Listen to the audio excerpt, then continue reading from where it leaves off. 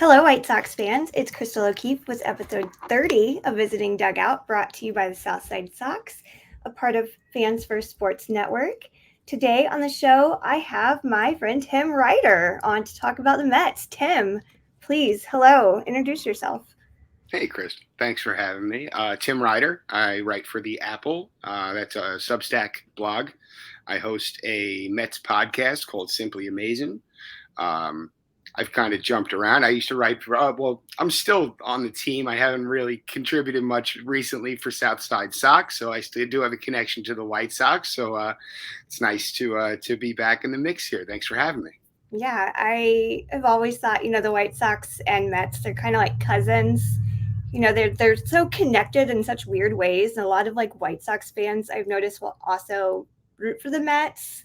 I mean, I know a ton of White Sox fans that root for the Mets. It's just wild. I love it.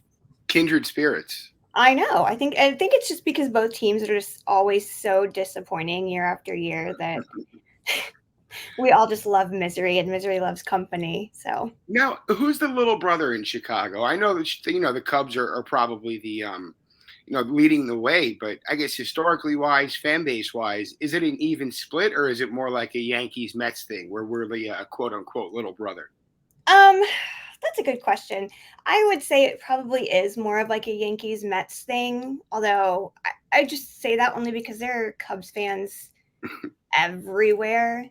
Yeah, There's that old joke like you can't go to a ballpark and not see someone in a Cubs jersey, and that's true. yeah, It it's doesn't very true. matter. They're not playing, and I all the time, just constantly Cubs fans everywhere.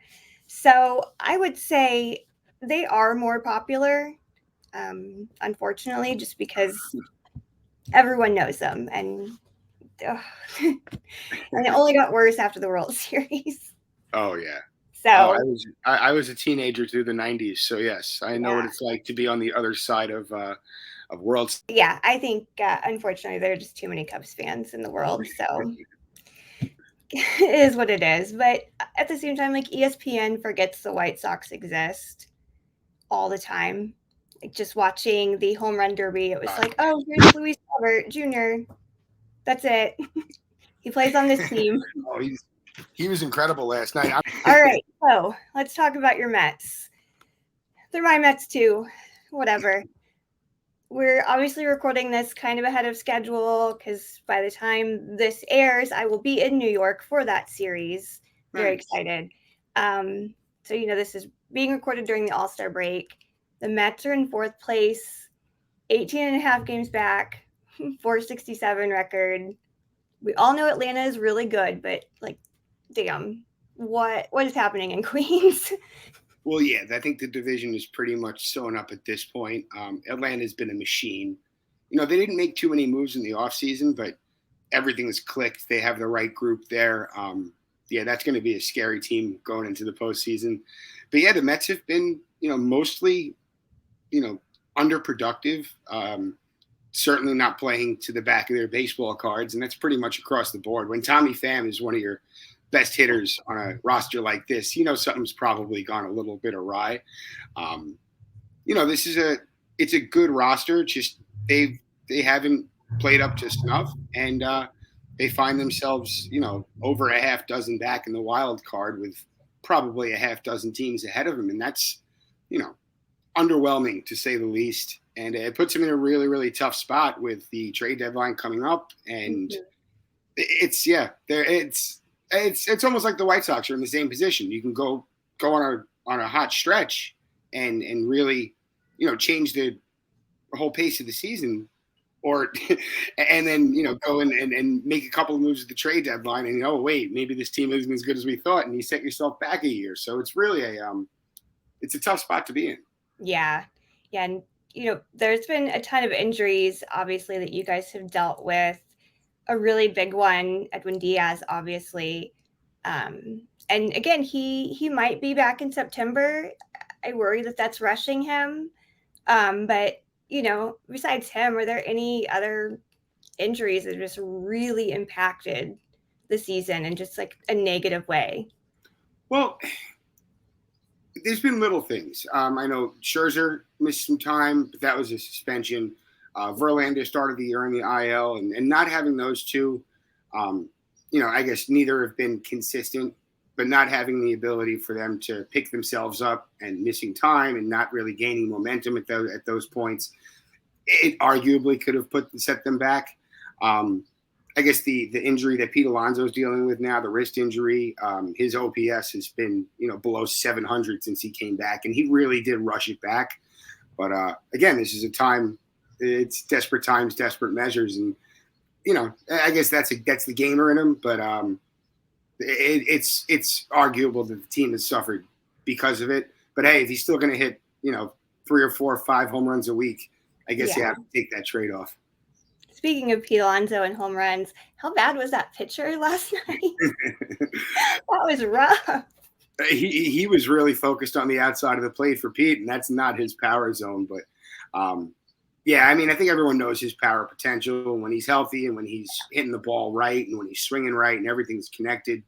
He's one of the premier power hitters in baseball. But the show that Luis Robert Jr. put on last night, that was something incredible.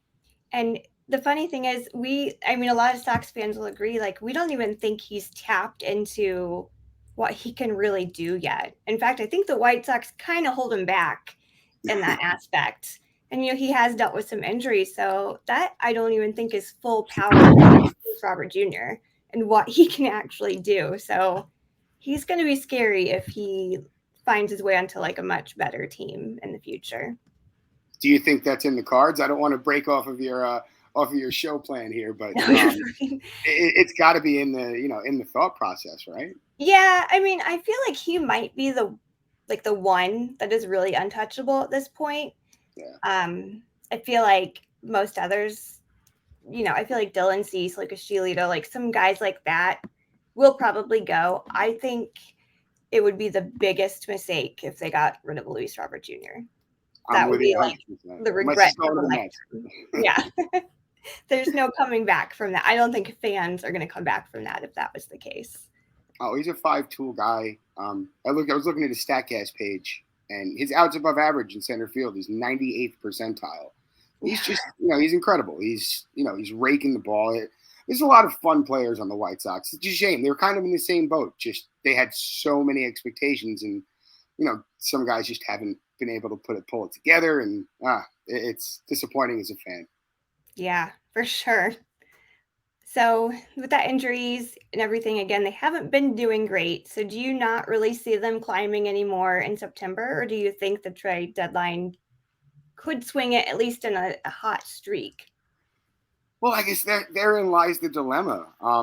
If they really play well over the first few weeks coming out of the All-Star break, and they can pull themselves within, let's say, 3 or 4 games of the wild card, it really puts them in a tough spot because their prospects, I hate referring to it as trade capital, but what they have for potential, returns going back to teams, it would be their blue chippers.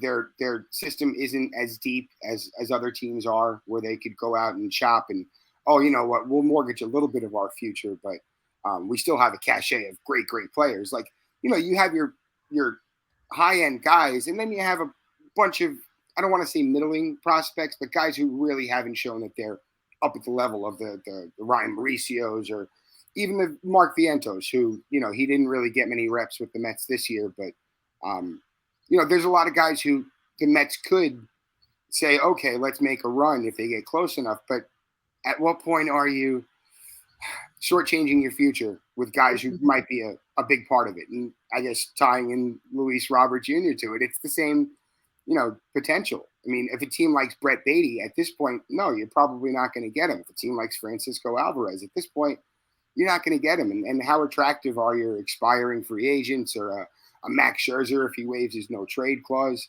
So, even if the Mets make a run, I think any sort of waves they make in September, or, if they perchance make it to October, it would have to come off the backs of who's here and maybe some minor additions. Otherwise, you can't put too much stock into a team that's been under 500 going through half the season. Yeah, the White Sox did that just a few years back with the Lance Lynn, Dane Dunning trade.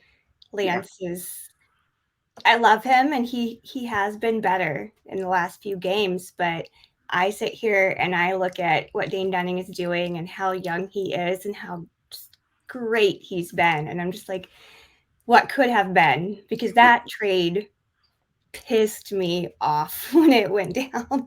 And again, I love Lance. I was furious about that. And I'm still a little salty if you couldn't tell by my anger just bringing that out. But yeah, so Oh, it do you, happens. We've seen it yeah, so many times. I mean, look at the Diaz-Kellenic deal. We still don't know who really won that trade. I mean, right now, yeah, the Mets have Diaz and he's injured, but what he's done has been incredible. yeah. Kellenic hasn't really clicked yet, but he's got so much time to still, do it. It might end up being a win-win. I guess these things need time, but Mm-hmm. in the short term, I think either team might be in a very tough place to start trading potential, integral pieces looking forward. Yeah, this is totally off script, but I have a funny story relating to Edwin Diaz because I mean we love him in this household, and we were playing just some recreational kickball, a lot of family and friends, and someone was like, "Hey, let's have walk up songs," and so my son, he just turned 13, and he was like, "I don't know what to pick. I don't know what to pick," and I was like, I don't know, bud. What do you want? Like, can you think of any cool like baseball walk up songs that you're familiar? And he was like, oh, "What's that trumpet one?" And I and I was like, "What Edwin Diaz walks up to?" Yeah. And so I went up to the person and I was like, "Hey, can you find the Narcos song? He wants to do this Edwin Diaz bit." And then we told him, I was like, "But if you're gonna do this, you have to like go to right field and just run up through right field and then come to the base to kick the ball." And he was like, "Oh, okay, okay." And so this poor kid is every single time he's up, he's like running up through right field to come kick, and everyone was like, "What is this kid doing? He's like a child. How does he even know about Narcos?" And I was like, "No, it's Edwin Diaz. It's a whole thing." I'm sorry. I raised a baseball. Awesome. Yeah, we love him. So the first one, with so many Hall of Fame pitchers and position players, who is the greatest player in team history? The Mets, Tom Yep. Seaver. Someone responded to that question and said Tom Seaver. I agree. I agree. And then mine, so there's lore. I hope you're familiar with this lore. Is Mrs. Met cheating on Mr. Met with another mascot? With another Because mascot? yeah, No. for There asking for were fanfic. rumors previously that Noah Syndergaard had eyes for Mrs. Met, and he would poke fun at Mr. Met, and I don't think anybody appreciated that at all. I think everyone's still a fan of Noah. He had a good run as a Met, but yeah, the sanctity of the Mr. Met, Mrs. Met union is something that should never be messed with. And I hope that, yeah, I hope Noah learned that that's not a button you press. You know, I think karma came after him. I'm not going to say that's why he has not been good, but I'm not saying that, to be completely honest. So, there's that. But there have been a lot of rumors swirling on the internet. Southpaw was involved in one. There was this whole thing, a picture posted today of like all the mascots, and they're like, Mrs. Met and Mr. Met are on the complete opposite ends of this picture. What's going on? Is there a divorce incoming? And I'm like, oh boy. No. Oh, you got to see them you're going to be at the stadium next week, you said. Yeah. You got to see them. They really, top of the dugout, they are a perfect match. They get the place going. I'm excited. I love, Rosy Red and whatever I don't like Mr. Red Legs, whatever his name is, but Rosie, she's cute, and they're a lot of fun because there are like 75 mascots for the Reds right now. But I am very excited about the Mets. So bright future. This season hasn't worked out as anybody really planned, but very bright future. Good ownership finally, and yeah. You just gotta hope that the trajectory continues upward. What's it like to have a billionaire that spends money on your team? Different. Like to have a person, one who's a multi-billionaire, two who's like a diehard fan of the team, that's just, it's compared to where it was, incredible. We're only in, very, very early on in Steve Cohen's tenure as owner. And already you've seen like the changes, the culture. And again, I think everyone was disappointed with how this season's gone. And he did a press conference a couple of weeks ago, and he was, just as plain as possible. Like, no, this is not acceptable for what we're trying. It's refreshing across the board. I think with Reinsdorf, you guys probably have some of the same concerns. Yes, there were. I mean, you probably saw it on Twitter. There were banners that went up near the park that said "Sell the team, Jerry," because we are just so. Hi, Bennett. Oh yes, Bennett. Yes, we are just so frustrated at this point with him. So it is what it is. But okay, well, we're going to take a quick break, and then we'll come back and break down this series. And if you're on YouTube, nothing is actually happening. You're just watching us awkwardly. Hi. All right, welcome back. I am Crystal. Again, I'm here to talk to Tim about this upcoming series with the Mets in New York. Obviously, neither team have probable pitchers listed just yet. We're a little early. The White Sox are down several pitchers at the moment due to injury and everything else. But how are you feeling about this Mets rotation? And, and kind of a follow-up, how do you feel about, Jacob deGrom, especially now that he's injured again? Because I know a lot of people were kind of all over the place with that, trade going down too. I don't think anyone expected deGrom to go. When he said at the time after he left that, I think there's a championship culture here in Texas. Nobody believed him. Everyone's like, it's just the money. It's just the money. Most fans were happy for him. Just, hey, look at what he's done for the Mets. He was the next best thing to Seaver or Dwight Gooden, or, he was up there with the best pitchers to ever put on a Mets uniform. Was it disappointing that he left? Yeah. And seeing him get hurt, I mean, that's just, you want him to continue on that Hall of Fame trajectory because he's certainly capable of it. And, anyone who saw his press conference after the diagnosis, I mean, he was very emotional. Yeah. I think all Mets fans were kind of in that same boat with him. I was emotional. It's really sad. He got a late start to his career. He didn't make his debut until to see him, I guess, at this crossroads. I think everyone's kind of encouraged with his work ethic and how he can bounce back from this, but you got to wonder at his age, will he be the same? And I think Mets fans are rooting for him, but I know I am. Yeah, I am. He's a year younger than I am because we share a birthday.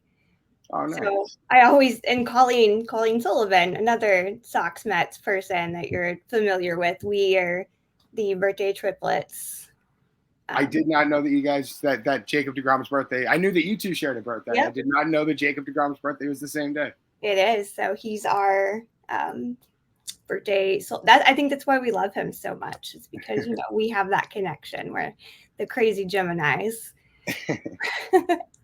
No, I was born the same year as David Wright. Well, I'm sorry. David Wright was 82. But in between David Wright and Jose Reyes is where I was born. And it's, I guess that camaraderie with people your age, you kind of do feel that as a baseball fan. And then as you get older and you start to realize that the entire league is younger than you. I wrote something when Buster Posey announced his retirement. And it was like the millennials guide to how to feel when someone you love retires from baseball. And they're like, because Buster is not that much older than I am. I grew up watching him. I loved him. And I was like, well, all these kids are like 20 now. What happened to the guys my age that I grew up with? And it was like, is this a like existential life crisis going on right now with Buster retiring? Like, what am I? So I had to like write it. I had to write all my feelings out. And I was like, this is weird to me. I don't like it. I feel really old now. Yeah, it's different. It's certainly weird. Now you see guys drafted into like the NBA or even, last night with the MLB draft, or this week with the MLB draft, 18 years old, born in 2005 or whatever. It's like, oh my goodness. I was out of high school when these kids were born. I was like, oh. My first kid was born in 2004. I look at her, I'm like, oh man, like you should be a professional athlete. What are you doing? You could be in the draft this week. Oh, it's what did you go to college for? You should go be a professional athlete. Yeah, I was watching that last night and I was like, oh, I should make a Botox appointment soon. Oof. But yeah, so do you feel confident in what your starting pitching rotation is now? I'm sorry? Do you feel confident in what the starting rotation is now for the Mets?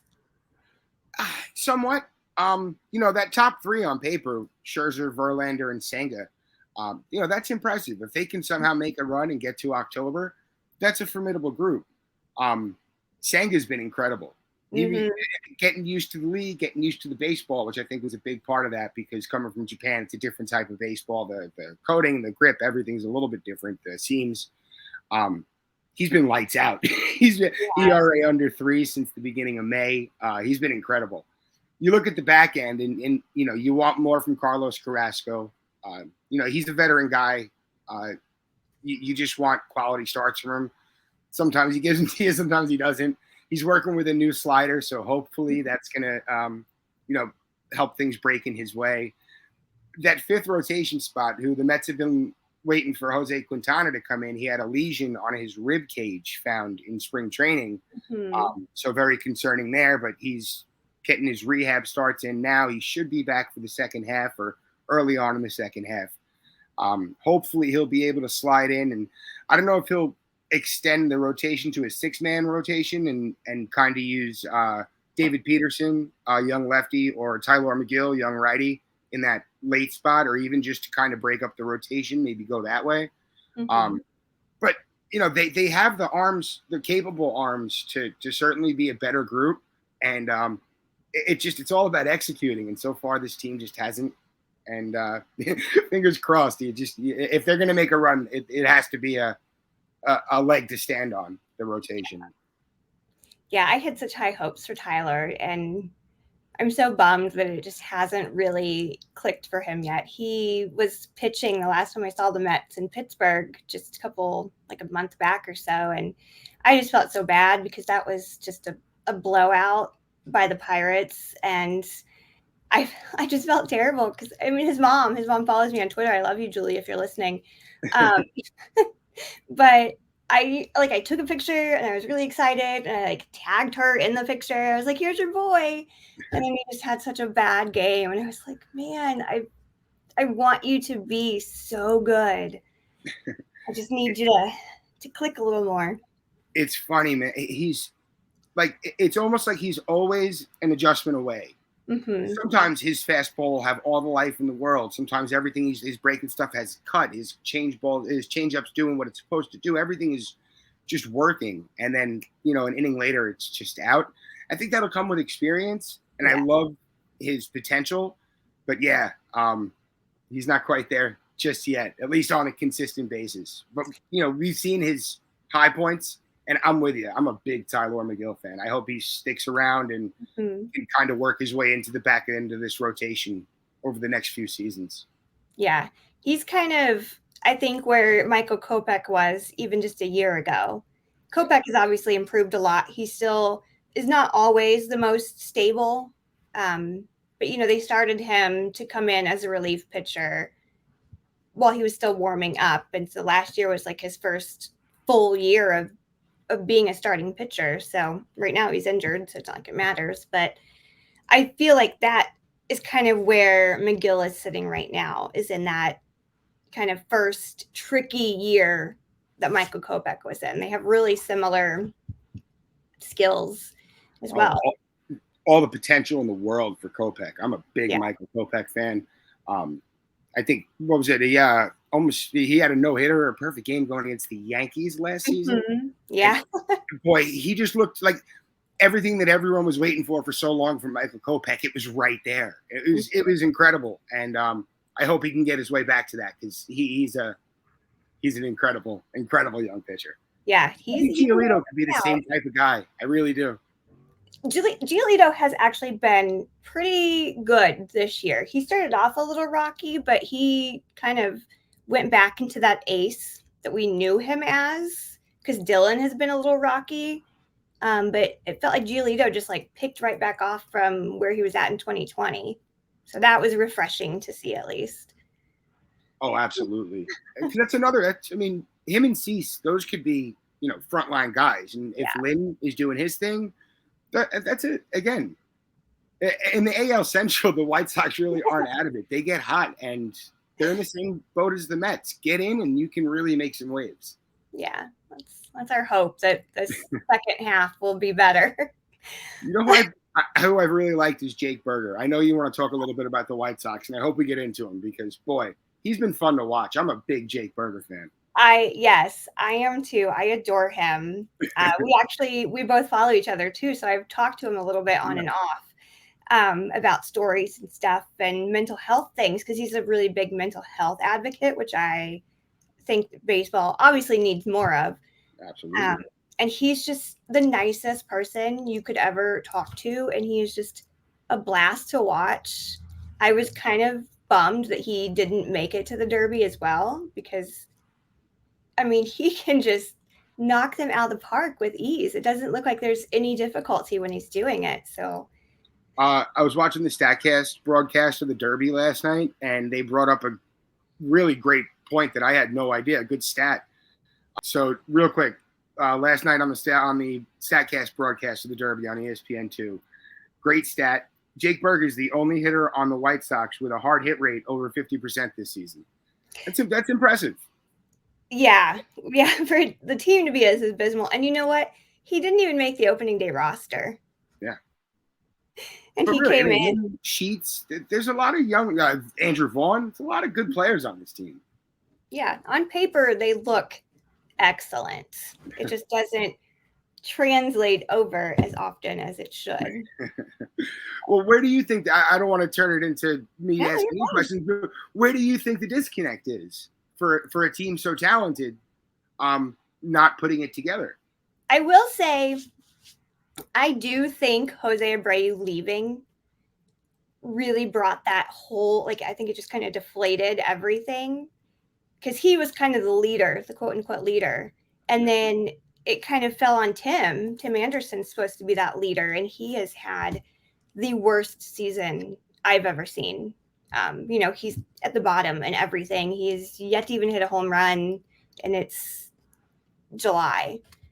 So I think between Abreu leaving, Anderson not stepping up to the plate, and then just the constant management, front office, just bullshit that's happening lately, I think they're just deflated from all of that. That's a shame. Tim Anderson's one of the the funnest players in the league when he's right, and something's not right. No, there's something really wrong, and I don't want to blame it on his personal life, so I refuse to do that. But he's just been, I just think he's been playing injured for a while now. I don't think he's really fully recovered from what was going on with him. So yeah. Oh, I'm a big advocate of not prying into why things are happening, but you have to trust the player that, this is their job. This is their livelihood. They're going to turn it around. And if anyone's going to do it, it's Tim Anderson. Yeah, I hope he does. That's what I need.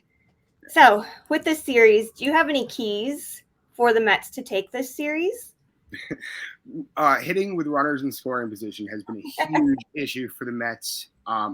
If they're going to do anything, they're going to have to start becoming clutch hitters. And last season, they did it really well. Put the ball in play, good things happen. And this year, it's like the whole approach has changed. They're not working counts. It's been, at times, really tough to watch. Yeah. White Sox players are swinging at the first pitch. I'm like, what are we doing here? Yeah. Was that your perfect pitch? Because it doesn't look like it. Aloy, who has hit your 7th ground ball in a row, like a row. Just so frustrated with them. So they're my villain origin story this year. Sticking with them, is there a big threat, like a player that could really threaten this White Sox team this series? I mean, anytime that Pete gets hot, he can change a series, change a game. If Brandon Nimmo is getting on base, he's Mhm. the kind of the spark plug. He's what gets things going. And I'm also going to say Jeff McNeil. He hasn't been the batting champ he was last year, Yeah. the high contact, put it anywhere he wants type of guy he's always been. And if he's doing that, again, it lengthens everything. If he's in the middle of the lineup, the back of the lineup, so if top 2, 3, 4, 5, whatever, just that getting a hit 1 out of 3 times, it's it's a very, very useful thing when you're trying to connect at bats, and the Mets have missed him. Yeah, speaking of fun players, Jeff McNeil is one of just my most favorite to watch. He is a lot of fun. Oh, he's great. I mean, Pete, Jeff, obviously, I love Mark to death. He's the best. And I love all of the pride shirts that Willett Penn sends him that he does, in fact, wear. That makes me happy. He's I mean, great. it's just a bunch of fun guys on that team. So, but then turning off of that, what is your biggest fear heading into this series? Is it the runners in scoring position? Is it just slow bats? I think it's I don't want to say understaffed, but a not quite capable bullpen. The Mets, when their starting pitching goes 6 innings, they're something like 40 something and under 10. They're a terrific team. When their starting pitcher doesn't go 6 innings and they have to rely on their bullpen, they're one of the worst teams in baseball. And losing Diaz, that was one thing. You had Robertson, you had Ottavino, but they never really replaced that, what you would call 7th inning guy, just that triumvirate that you're looking for on a competitive team. They were hoping for other guys to do it, and then they were hoping for other, like, off the waiver wire guys to come in and kind of fill those spots, and it turned into a mess. And they're going to need consistency from their bullpen to hold leads and win games and try and get back in this thing. So yeah, that would be my biggest fear, that the bullpen blows blows leads in every game. This is why I say they're cousins, because this is how I feel about the White Sox. You put Aaron Bummer in, and I'm just sitting here clenching like my jaw the entire time. Who is it? Graveman and Gregory Santos have been excellent, but you can't pitch those guys every day, right? No. He's actually been pretty decent. Santos has been great.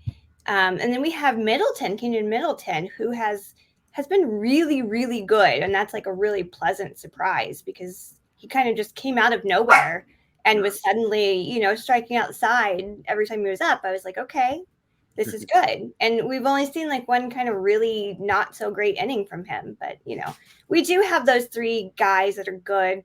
Aaron Bummer, I can't trust him for anything. And then Ronaldo Lopez, he's kind of hot and cold.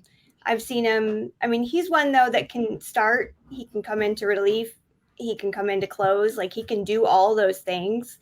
And he's just not properly being utilized, I think. I think he just needs to stick in one position, and they're putting him all over the place. And it kind of slows him down. So I can't complain. I'm just waiting for Liam to come back. I'm so desperate for Liam to come back. Oh, what a journey, though. And, one of the more inspirational stories in baseball that you've heard in recent memory. Just beautiful stuff. Yeah, I have to. For the first time in like a million years, I have to watch the ESPYs because he's being awarded during that. So I need to hear that speech and how many times they have to bleep him out. That'll be fun. But yeah, he's the best. I remember sitting at a Sox A's game, and we were right by the visitors' bullpen, and he was just down there because he was still on the A's, and he's just down there like being really goofy and just completely ridiculous, and talking back to chirping fans, but like in a fun way.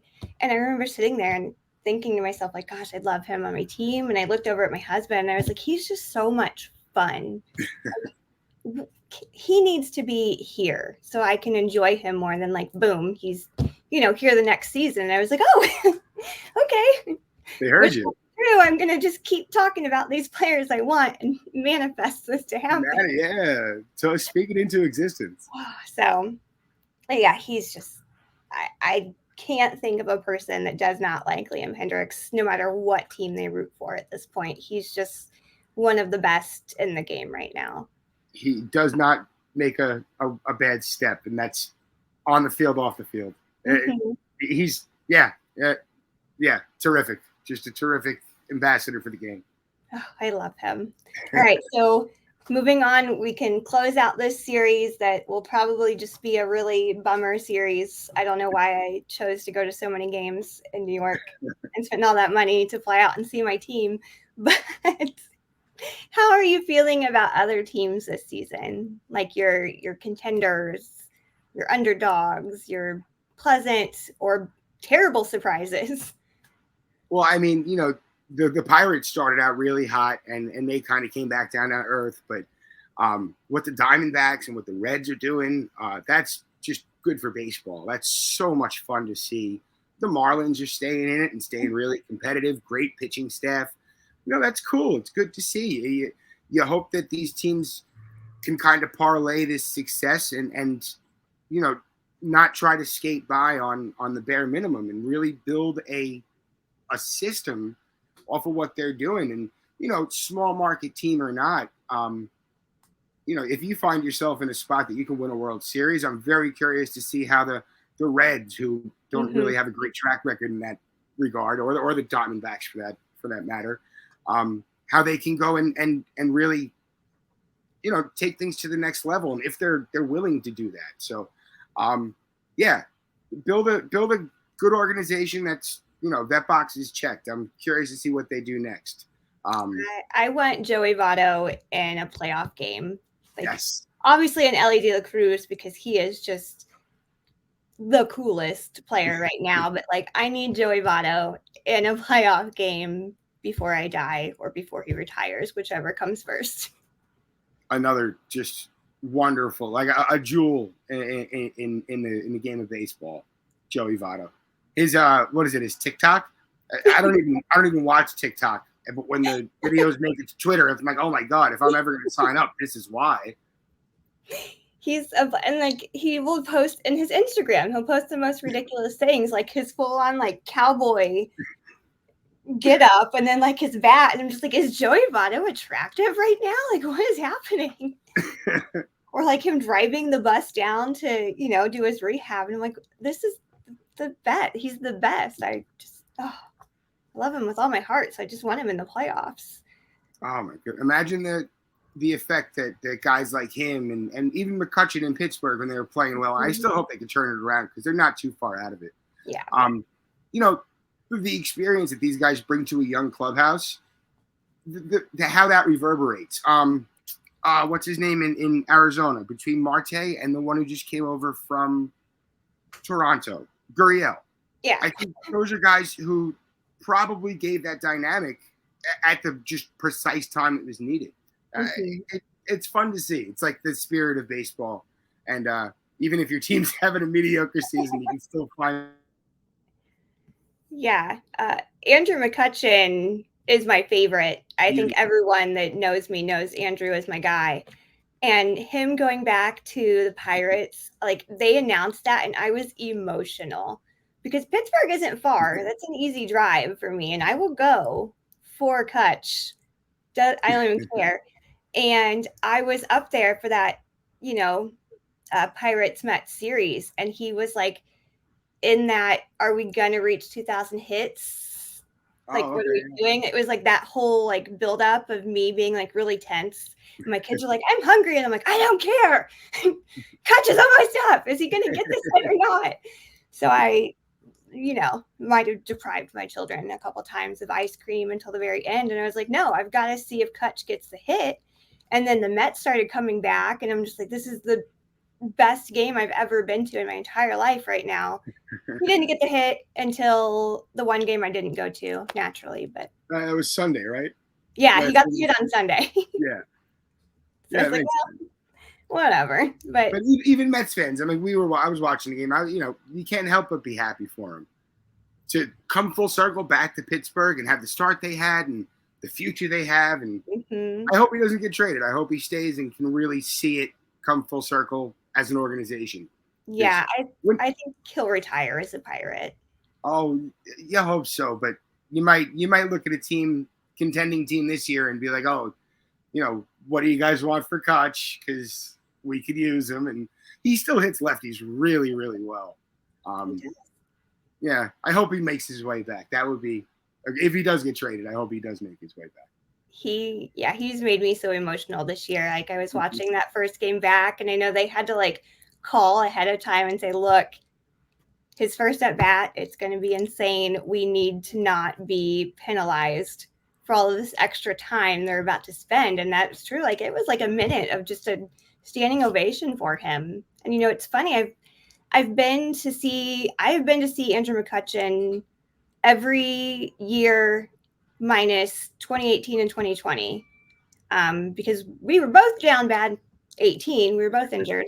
And obviously no 2020, but I have been watching him since his minor league farm team Indianapolis Indians days. Wow. So, like, yeah, we go way back since he was just like a baby. And I remember going to see him in Pittsburgh while he was on the Phillies. And I was like, I don't know what's going to happen next year. He could retire. I've got to go. He still gets standing ovations and the loudest cheers when he is a visitor in Pittsburgh. Like, that is how much he has loved there and how much he has just completely changed that culture of baseball over there, which not a lot of players can do that. I remember must have been like a Sports Center clip. Andy Van Slyke's son came back to Pittsburgh, and they gave him a standing ovation. They love their sports heroes there, and it's a great sports town. Like, yeah. And I guess you were talking before how Cubs fans are everywhere, Steelers fans are everywhere, and I have a ton of Steelers fans here, and the stories and the it's just such a cool place. It sounds like I've never been, but it sounds like a wonderful place. That's my top. I hear a lot of things about Petco being amazing. Yeah. I haven't been there yet. Maybe next year, but PNC is just like, that's my mecca. That's my happy place. Anytime I can go there, I will. So I guess in the Midwest, you guys are like a short shot from a lot of different stadiums, right? Yeah, I grew up, a lot of Reds games because that's about an hour and a half, 2 hours away from where I am. We do a lot of minor league teams too, because there are a ton of minor league teams around us. And then, Chicago was a quick drive. Detroit was a quick drive. Cleveland even was kind of a doable drive, at least. And then, Pittsburgh and St. Louis and Kansas City. Like, I mean, we're kind of in the middle of just a ton of teams. So I was fortunate enough to be able to drive to a lot of these places and kind of check a lot of those stadiums off earlier in my life, which was neat. Nice. Yeah. So, all right. Well, that's all I've got for you. So best of luck in this series. You'll have to let me know if you end up at a game. I believe I want to say I'll be the first night. I think it's the first night of the series, so I'll have to let you know, and we'll keep the visiting dugout followers in touch. Let them know that opposing sides linked up. Yes, we can all be friends. It's okay. Oh man, baseball is baseball. I mean, I have friends that are Braves fans and Phillies fans. It adds to the flavor, man. It's great. It does. I have too many teams I cheer for, so I can't say anything. All right. Well, please let us know where we can find you, because I've followed you on Twitter forever, but maybe some people don't and should change it. You can find me on Twitter. It's Timothy R. Ryder. Of course, at Timothy R. Ryder. The Apple is at the Apple NYM. That's the Apple, initials for New York Mets at the end. The Apple NYM. And Simply Amazing, you find us on Apple Pods, Spotify, wherever you listen to podcasts. Yeah, we're trying to keep the season going and get a little optimism going. At least a little reason for optimism, I hope. It'll be a fun series. I just have to decide which team I'm going to wear each day that I'm there. I have too many shirts of both teams. I think I'm going to go with my Black Mets jersey and my La Pantera Luis Roberts shirt underneath. There you go. I might just do like a White Sox hat and like my Pete Alonso shirt. We'll see. I got 2 games. We'll switch it up. But there you go. You got one of those custom half and half jerseys. Yeah, there you go. to use twice and be like, well, I hope the Mets come to town next season. Well, I mean, it's like Pete Alonso and Luis Robert Jr., but that's actually a pretty great jersey to have. Yeah, those are your 2 home run hitters. Yeah. All right. Well, thank you again for coming on. Again, best of luck, and I will probably see you Tuesday. Absolutely, and thank you for having me. And talk soon. All right. Bye.